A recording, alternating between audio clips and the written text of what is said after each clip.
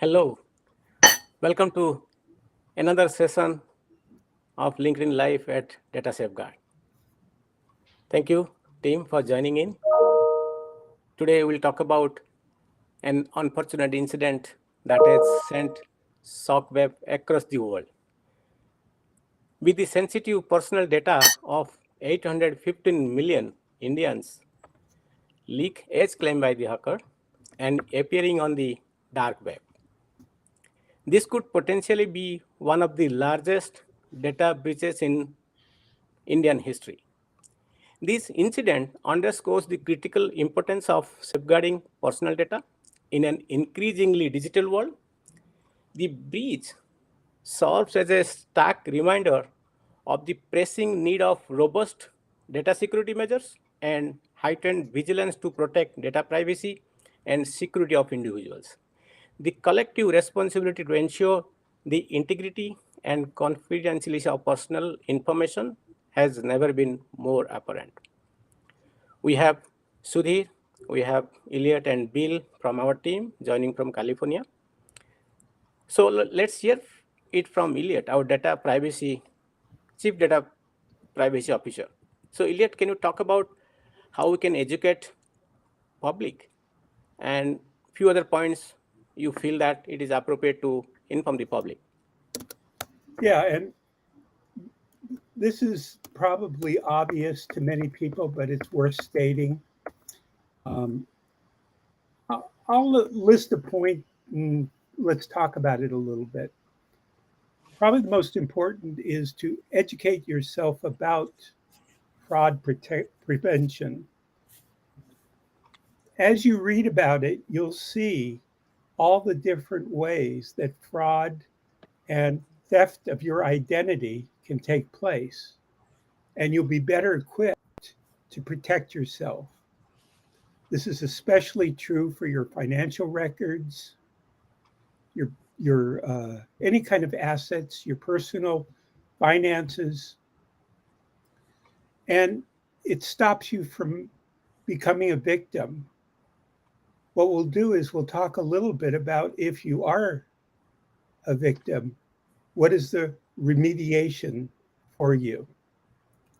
So that's the first one, educate about fraud prevention. Yeah, I think it's education about the tools and the programs your financial institution, bank, or otherwise has available to you, and understand what they could do with what you can and what they can help you with those tools and programs. Absolutely, Bill. The next thing we would suggest is secure your digital identity completely. Go through all your IDs and change all your passwords. And do that every 3 months from this point on, just to keep hackers who might be observing guessing. Also, use strong passwords. Don't use John123 or a password, your first name 123 or Bill123 Yeah. or some combination of your first and last name. Hackers have algorithms and will guess that within 10 seconds. Absolutely. And change the cadence of the password, because those algorithms do more than just the simple additional of a number or sequence. It also looks for patterns that you may have used in the past and therefore apply them in the future. So change the cadence up and change the patterns up. Another one is there's a fairly new option that banks, credit cards, and other financial institutions offer their customers, and that's the ability to freeze your account temporarily. What it does is it stops any transaction, it stops your credit card from being used, it stops anyone for applying for credit. And it's very helpful in this situation, especially if you suspect that you've been hacked. So take advantage, check with your bank or financial institution, and see for your credit card and your checking account if they offer you the ability to freeze your account. Yeah, and I think the operational word here is temporary. Take comfort in the fact that you could still use the card if you have this key feature.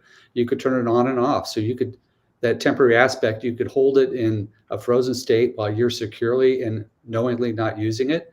But if you have to, turn it on, make your transaction, and turn it off again.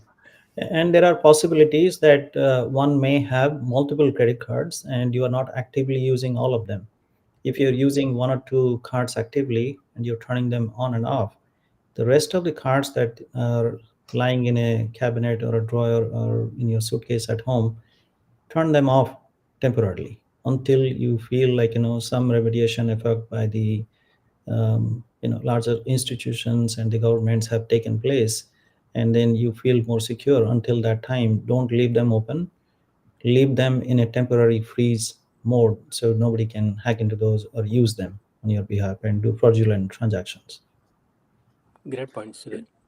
Yeah. Yeah, very good point. The next item is check your mail. You might get a letter saying, congratulations, you have a new credit card, a new loan, a new product that's in your name that you never applied for. That's a good tip that your identity has been hacked and somebody is using your information, your address, to open accounts. You should immediately contact your financial institution as well as whoever issued the card and explain that this is fraud. Yeah, it's just in general monitoring, whatever monitoring tools you have in your area, whether it's from your bank or if you're maybe here in the States, it's credit monitoring companies. Look at what's happening under your name in that activity and raise a flag if you see anything suspicious. Yeah, Very and adding to that, what can also happen if the hackers do get a hold of your personal information, sensitive information, especially the Aadhaar card number, they can also do wire fraud in that individual's name. Whoever this Aadhaar card number belongs to can do money laundering, can create all kinds of other additional financial crimes, including acts of terrorism, where the Aadhaar card number is linked to phone numbers, credit cards, bank account numbers, and that is something that will create a lot of chaos in that individual's life. So watching for those and also ensuring that there is no activity in your banking account and credit card accounts that you might see as a fraudulent activity. This is not something that was authorized by you. Watching those are also critical activity to be done in the next 3 to 6 months to ensure that you're not falling to this being victimized by this Aadhaar card data breach. Yeah. Oh, these are very good points. Yeah. Like monitoring your mail, and like Sudhir said, you're looking for any transaction which is out of the ordinary, something that you know you didn't do. Shopping at a market that's 200 miles away, shopping for goods online that you would never have interest in buying. These are all indications that your financial information has been hacked. So, what we want you to do is monitor all your activity daily. Look for any unauthorized activity, any transaction that's out of the ordinary, and immediately report it. In many Yeah. cases, they will have you close the account. They'll have you close the credit card account and send you a new credit card. They'll have you close your banking account and send you a new banking account. Whatever it takes, you want to get that fraudster out of your personal information. And if you have a lot of transactions, please follow the advice, review them all, any size transaction, because even small ones falling maybe under your radar screen as being, not important enough to look at, they will add up over time if you don't take care of them right now. Yeah, thanks, Bill and Elliot. So adding on to that, let's say it's a bank account and you start to see some transactions that may not be authorized. Report it to your bank immediately and approach the bank to close down that account and have them move your money to a different account. And especially if you have larger sums of money, do not keep that in one account, because if the hackers do get access to it, it is easier for them to track it. Where did you move that money? When you recreate your username, your net banking or online banking username and password, ensure that the username and the password is completely different from what you had it before, because they can trail, they can track, and they can use permutations and combinations and algorithms to figure out what is the potential username. And if it is close enough to that and you just changed a year or one or two digits, but you kept the rest of the component same, they will figure it out over a period of time. So if you have to close your bank account and open a new bank account and recreate your username and password, make sure they're completely different and have no reference to the previous one.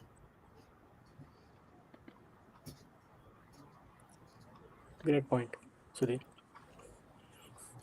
Sudhir, it reminds me that we actually we have a global vigilance looking for instances where enterprises have been attacked, where information has been stolen. And some of them are very sad. We know a recent young person who was so intimidated by the fraudsters that she willingly gave up access to her accounts, not thinking of the potential damage. Yeah. So don't treat this lightly. So, what somebody will do once he or she gets a call and terribly is scared, maybe he or she, maybe a student or maybe a senior citizen, not aware of what to do? I mean, what is your advice? Well, the first thing that you should do is ask for what is your name, the person who is calling, get the phone number, and ask for which division, which agency are you calling from, and give me your number and I will call you back. Yeah. If they are a fraudster or a hacker or scamster, most of them will go away at that point of time, knowing that this person is not going to fall prey. Because when you call back, you will know that this number doesn't belong to a real institution. Yeah. And also knowing that police departments do not come to arrest people just for the Yeah. sake of it, right? True. Warrants cannot be issued like that. If you have no background and you have not been involved in any kind of activity that is, a criminal activity, you should not immediately get scared and fall Yeah. prey into their pressures. Just stay calm. You say, give me all your information and let me verify. And the best thing that you can do, call your local police station Yeah. and tell them, I just received a call from this number and I'm feeling concerned, scared, and what should I do? Most of the time they will say that we are aware that these are the people who are causing this kind of scam, and Yeah. you do not need to do anything about it. So the first reaction should not be, I am scared, something is happening to me, and rather take a very calm stance and say, give me all your information, your name, your badge number. Yeah. Anybody who is an authorized officer of court or police station or IRS or Supreme Court, and they use all kinds of names. They create very authentic looking documents that are Yeah. fake documents also. They'll try all of this. Your reaction should be, send me all your information, I will verify and I will call you back. And don't do anything else, right? It is a known factor that an agency like an IRS or Supreme Court is not going to take the time to call an individual Yeah.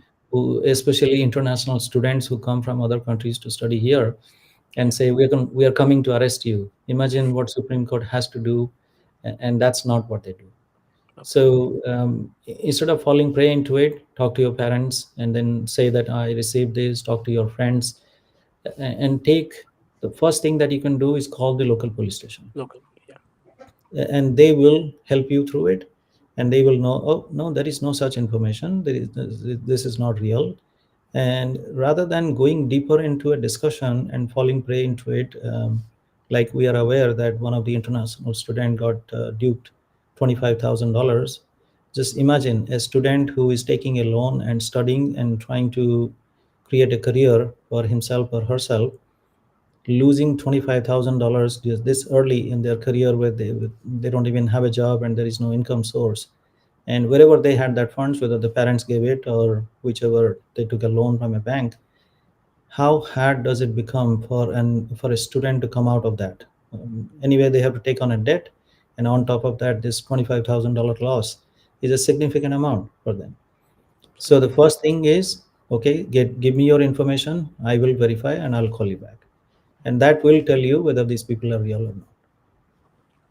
Excellent inputs, Sudhir, to the internal student as well as the senior citizens, right? I mean, these fraudsters play with the psychological brain, right?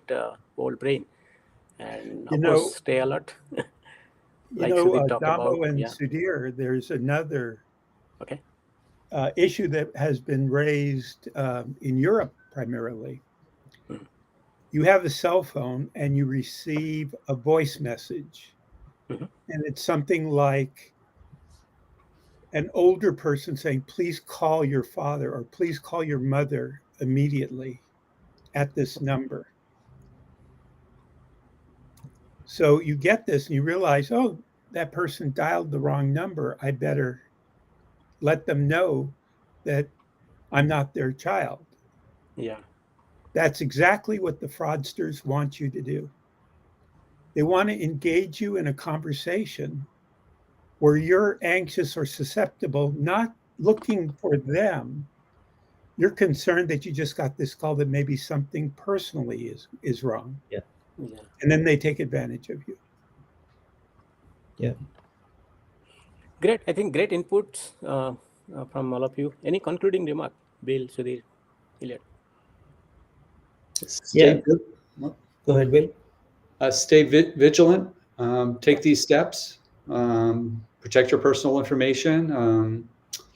Your security is our priority at Data Safeguard. So Absolutely. I would add that this breach of the Aadhaar card took place in India.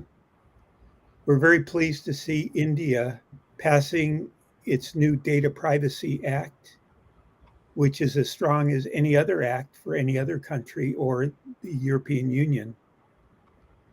And we think it'll prove and help enterprises protect your data even more. Yeah. Thank you, Bill and Elliot. I wanted to conclude that the individuals out of India, especially anybody who is living in a metro and has a digital identity, there are certain actions they must take immediately to not